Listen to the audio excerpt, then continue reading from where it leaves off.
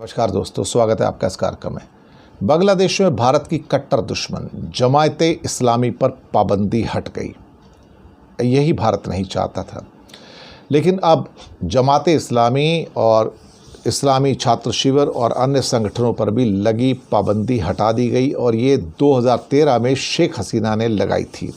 Even Bangladesh के supreme court ने भी जमाते इस्लामी के चुनाव लड़ने के ऊपर प्रतिबंध लगाया हुआ था और अब वो चुनाव भी लड़ने जा रहा है। ये बांग्लादेश की सबसे बड़ी इस्लामिक पार्टी है और इस पार्टी का जो छात्र संगठन है वो भी काफ़ी मजबूत है और इस पर हमेशा हिंसा और चरमपंथ को बढ़ावा देने के आरोप लगते रहते हैं और हिंदू विरोधी दंगे भड़काने का भी आरोप लगा हुआ है।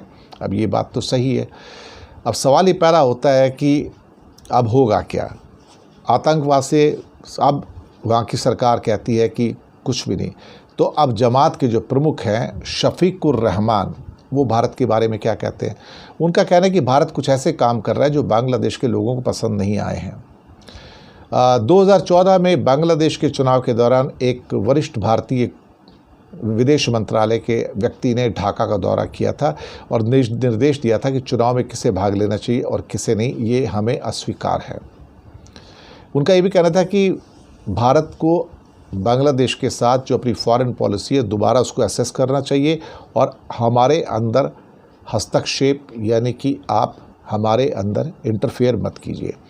अगर आप चाहते हैं मिलकर काम करना तो करो, लेकिन आपको हम अपने कंट्री में इंटरफेयर नहीं करने देंगे।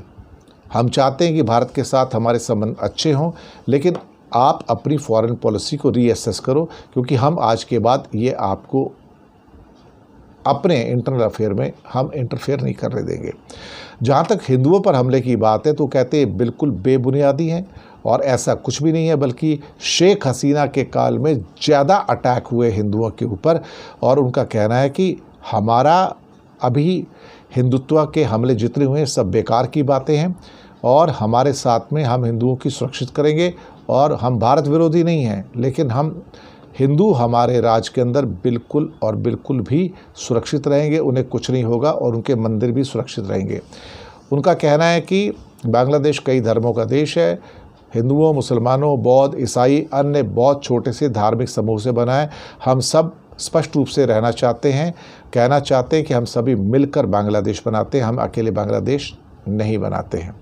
मुझे लगता है कि चीज़ें काफ़ी हाथ से निकलती चली जा रही हैं। देखते हैं आगे क्या होता है, लेकिन फ़िलहाल तो स्थितियाँ कुछ इसी किस्म की लग रही हैं।